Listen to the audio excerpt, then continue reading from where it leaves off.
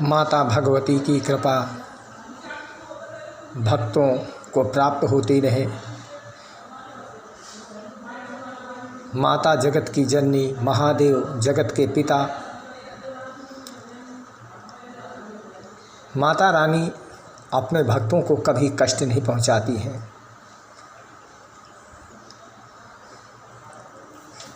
बहुत से लोगों बागों की सोच होती है, बहुत से भक्तों की सोच होती है कि मैंने ये देवी पूज लिया, मेरे कुल की देवी वो है, ये है तीन प्यारा। ऐसा कुछ नहीं है। माँ तो एक ही है। अब माँ का स्वभाव भी एक माँ के समान ही है। इतना निर्मल, इतना माँ का दिल कभी कठोर नहीं होता कि अपने भक्त को कष्ट पहुँचाए। क्योंकि संसार में आया हुआ प्राणी माँ के ही कोख से जन्म लेता है और माता का आशीर्वाद पा करके वह धीरे धीरे धीरे धीरे बढ़ना प्रारंभ कर देता है। माता का स्वभाव इतना निर्मल है कि जैसे गंगा जल में पानी शुद्ध होता है, उसी प्रकार से माँ का स्वभाव भी अपने बालक के लिए या अपने भक्त के लिए अति निर्मल होता है। संसार में भक्त, बहुत से भक्त जैसे सोचते हैं कि आज जैसे आज करवा चौथ है, बहुत से भक्त सोचते हैं, बहुत सी पत्नियां होती हैं जो अपने पति को भी व्रत रखाती हैं। अपने पति को व्रत नहीं रखाना चाहिए, क्योंकि उसके पाप का भागीदार पत्नी बनेगी। इसलिए यह स्त्री के लिए ही व्रत बताया गया है और यह व्रत स्त्री को ही रखना चाहिए। पुरुष के लिए व्रत नहीं है, इसलिए पुरुष को यह व्रत नहीं करना चाहिए। और जो पुरुष या पत्नी अपने पति को रखाती हैं, वह स्वयं पाप की भागी बनती हैं। जितना व्रत का फल नहीं होता, उससे ज़्यादा उसे कष्ट होता है। जब भगवान नारायण शयन करने के लिए गजासुर से कहा कि गजासुर तुम भी आराम कर लो, 10,000 वर्ष हो गए युद्ध करते हुए और मैं भी आराम करने के लिए जा रहा हूँ, उस समय भगवान निद्रा में समुद्र के किनारे शयन करने लगे। ब्रह्मा जी ने देखा कि 10,000 वर्ष तक यह युद्ध हुआ और इसमें किसी की ना हार हुई ना जीत हुई। इस तरीके से तो ये युद्ध काफ़ी समय तक चलता रहेगा और गजासुर का वध नहीं हो पाएगा। और पृथ्वी पर अगर अंधकार ही अंधकार छाया रहा तो जो भगवान महादेव के भक्त हैं और माँ भगवती के भक्त हैं या भगवान नारायण के भक्त हैं, उनका मन भी विचलित होने लगेगा और मन भटकते, कहते हैं देर नहीं लगता। इसलिए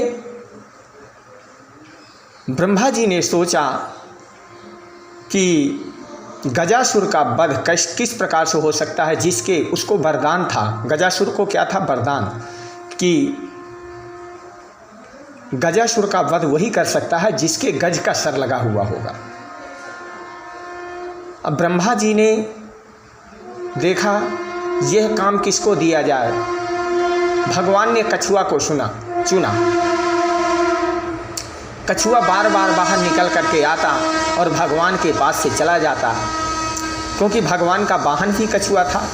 इसलिए इससे अच्छा काम कोई नहीं हो सकता है। इसलिए ब्रह्मा जी ने भगवान के वाहन कछुआ को कहा कि कछुआ, भगवान जिस प्रकार से शयन कर रहे हैं, अपने सर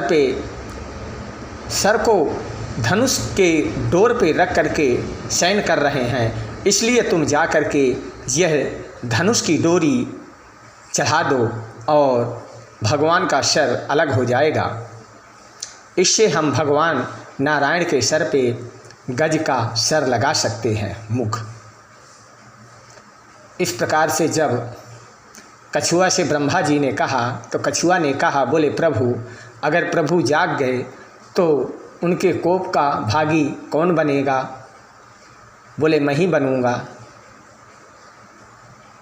बोले सर मैं काटूंगा तो मैं ही बनूंगा ना, इसलिए हमें कछुआ का सर, इसलिए मैं भगवान विष्णु का सर या डोरी नहीं चढ़ा सकता।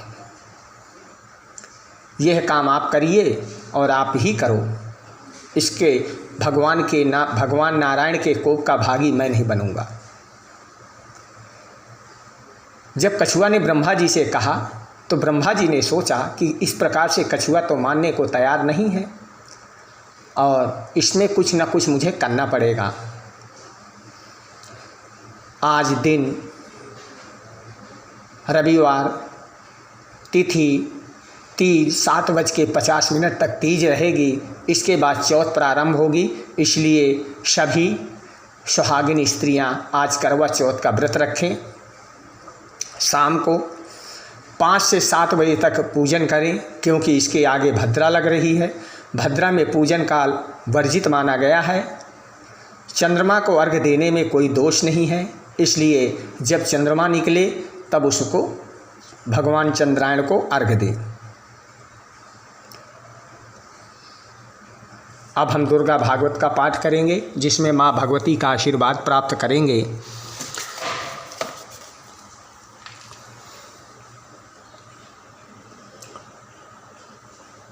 ओम तां बिलोको मुदं प्राप्रो मरः महिषाशिदर्तितः शूलं शूलुदुनिष्कृपं ददौ तस्य पिनाकोघ्रकम्। मार्कंडेय जी कहते हैं ऋषियों से कि विनाशधारी भगवान शंकर से अपने शूल से एक शूल निकाल करके उन्हें दिया। फिर भगवान विष्णु भी अपने चक्र से चक्र उत्पन्न करके भगवती को अर्पण किया। इस प्रकार से भगवान नारायण और भगवान शिव अस्त्र प्रदान करना माँ भगवती को प्रारंभ किया और मार्कंडेय जी का आशीर्वाद ऋषियों को प्राप्त हुआ और मार्कंडेय जी माता भगवती का आशीर्वाद प्राप्त किया। जय माता दी। बोल सच्चे दरबार की जय।